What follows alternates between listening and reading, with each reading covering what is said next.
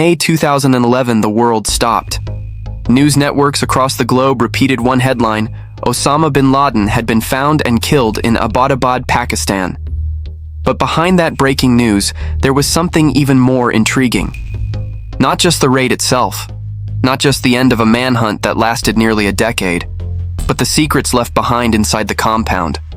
What books did he read? What videos did he watch? What personal notes did he keep hidden from the world? These were not small details. They were clues to the private life of a man who had once been the world's most wanted figure. And when investigators opened the doors of his home, they entered a hidden world.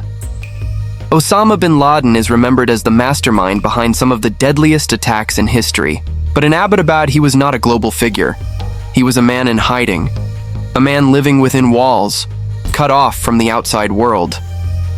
And yet, inside his compound, fragments of everyday life existed.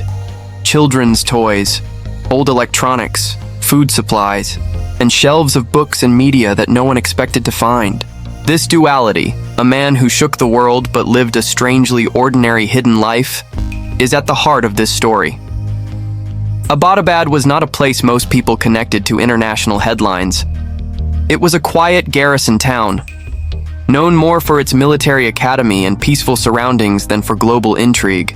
And yet, in the middle of this town, a high-walled compound had drawn suspicion.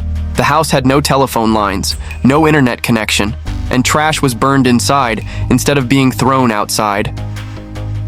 Neighbors wondered, authorities wondered, and eventually intelligence agencies connected the dots. This was where Osama bin Laden was hiding. When Navy SEALs conducted the raid in May 2011, the mission was about one objective: to capture or kill Osama bin Laden. But when they entered the compound, they discovered far more. Dozens of hard drives, stacks of handwritten notes, a personal library filled with books, and even entertainment material, cartoons, movies, and viral internet clips. This was not what the world expected. The question became, why would one of the most dangerous men on the planet surround himself with such ordinary things? And what do these items tell us about his final years in hiding? This script is not about sensationalism. It is about history. It is about the reality behind the headlines. Because sometimes the objects people leave behind tell us more than speeches or statements. The Abbottabad files are one such example. They show the human side, they show the paranoid side, and they show the hidden side of a man who defined global politics for years. From the outside, the Abbottabad compound looked unusual. It was not an ordinary house. The walls were high, more than 18 feet in some places. Barbed wire lined the top. No windows faced the street. And unlike other homes in the neighborhood, this compound had no telephone line, no internet service, and no visitors coming in or out. The trash was never placed outside. It was burned inside the compound walls. To the locals, it seemed strange, but no one knew what was hidden inside. Osama bin Laden lived here with several family members, his wives, his children, and trusted aides. The compound was divided into sections. Some areas were for the women and children. Other areas were strictly restricted. The rooms were plain. The furniture was minimal. But everything inside was carefully arranged to maintain secrecy. For years, bin Laden had lived as a fugitive. He avoided phones, he avoided computers, he communicated only through trusted couriers. In Abbottabad, his life became even more isolated. He rarely stepped outside. When he did, it was only in the small garden inside the compound. Even his children were not allowed to leave the walls freely. This was not a free life. It was a life inside a cage of his own making. On May 2nd, 2011, the silence of the compound was broken. 2 American helicopters entered the airspace. A team of U.S. Navy SEALs stormed the house. Within minutes, the operation was over. Bin Laden was killed on the upper floor of the house. The rest of the compound was secured, and investigators began the process of collecting every possible piece of evidence. What they found was not just weapons or security tools. They found something much more revealing. Stacks of handwritten notes, dozens of hard drives and USB sticks, a collection of books, and media content, videos, cartoons, movies, even children's shows. The compound was not only a hiding place, It was also a library, an archive, and a storage of personal secrets. For intelligence analysts, this discovery was crucial. Every book, every video, every document, it all provided clues about what bin Laden thought about, what he feared, and how he tried to understand the world outside his walls.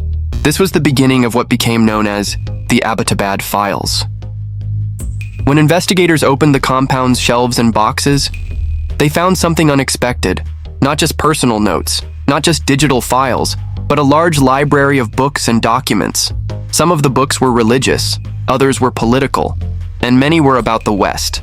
Titles on American foreign policy, studies of US military power, and even works on psychology. It was as if he wanted to understand his enemy by reading their own words. Among the collection were books about conspiracy, theories, texts about secret societies, books on the Illuminati, and writings about how the US government supposedly manipulated world events.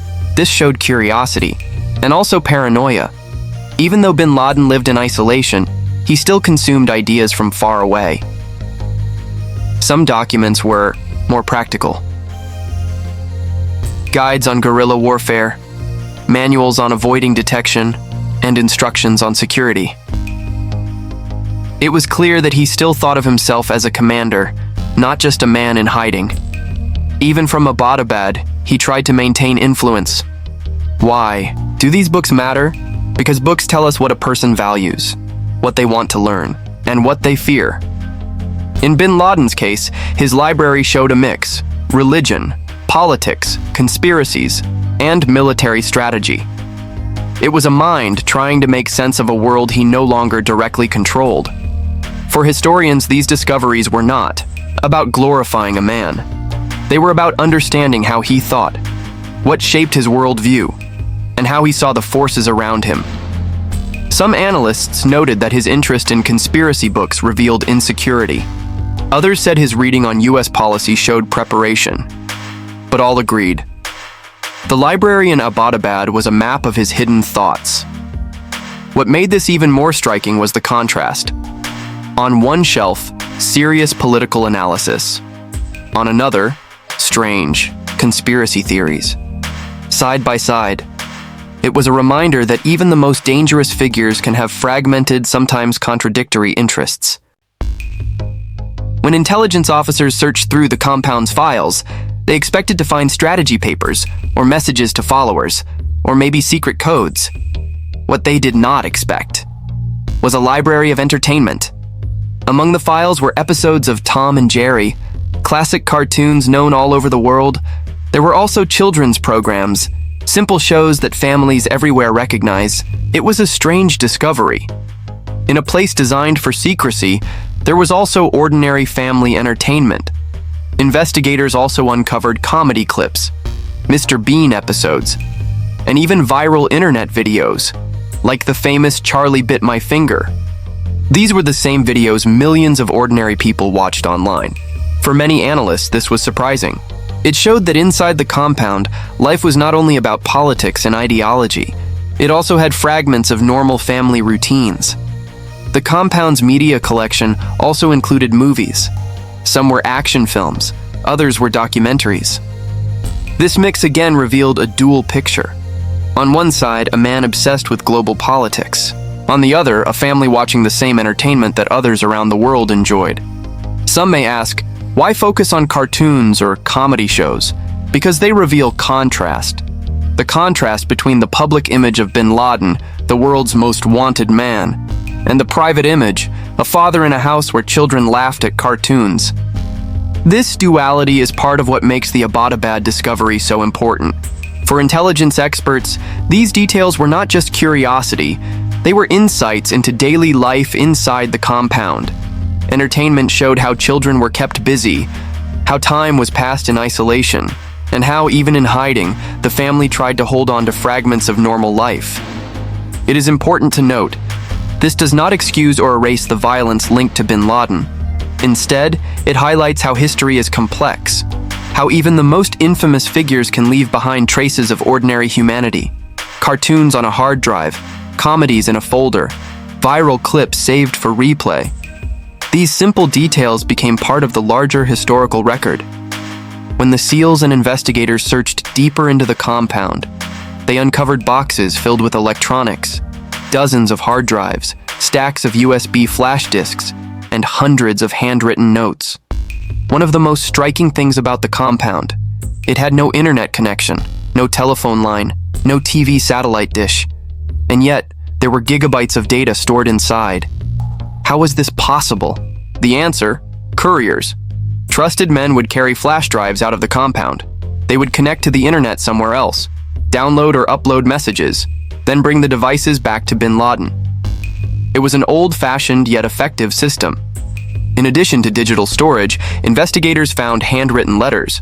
Some were personal notes, others were directives to his followers. They showed his obsession with secrecy, avoiding detection, and always staying one step ahead. But they also revealed frustration. He could not move freely. He could not speak directly. Every message was slow, filtered, and at risk of exposure. The compound itself was a fortress. High walls, guarded gates, burned trash. But the real security was in the information flow. By cutting himself off from phones and the internet, bin Laden reduced the risk of being traced. It meant he lived in isolation. But it also meant survival, at least for a time. What made this more interesting was the mix of content. On the same drives that contained political notes, there were children's cartoons. On the same USB sticks that carried serious letters, there were viral videos. This strange combination told a story. The story of a man who balanced paranoia with fragments of family life. For analysts, the drives and disks were a goldmine. They provided information on his thinking, his attempts to control his network, and his struggles to stay relevant in a changing world. But they also showed limits. The man who once shaped global terror movements now depended on flash drives carried by couriers, a leader reduced to isolated notes and delayed messages. Technology in Abbottabad was not advanced. It was not modern. It was cautious. But in that caution, it revealed the reality of bin Laden's final years. Cut off, careful, and slowly fading from the outside world. When the Abbottabad files were first revealed, they became the subject of global attention, not because they glorified a man, but because they explained a mystery. How did Osama bin Laden live his final years? What did he think about?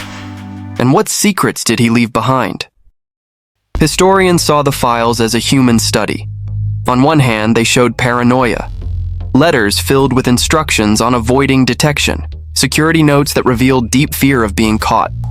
On the other hand, they showed ordinary family life, cartoons for children, comedies saved on a hard drive, everyday items inside the home. This mix created a more complete picture, not just of a wanted figure, but of a human being in isolation. For intelligence analysts, the files were a map of his mind. They showed what he read, what he wrote, what he worried about. The conspiracy theories in his library showed distrust. The political books showed preparation. The handwritten notes showed control. Together, they painted a picture of a man trying to hold on to influence. Even as the world outside was moving forward without him, governments studied the files to learn. How do fugitives survive in hiding?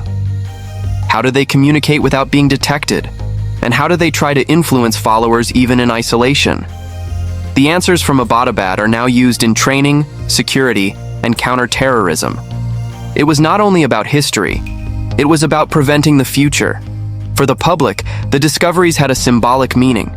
They reminded the world that even the most powerful figures are not invincible. They live with fears, they live with contradictions, and they leave behind secrets that eventually come to light. The Abbottabad files are not just about Osama bin Laden. They are about history. They are about how global events can shape and be shaped by individuals.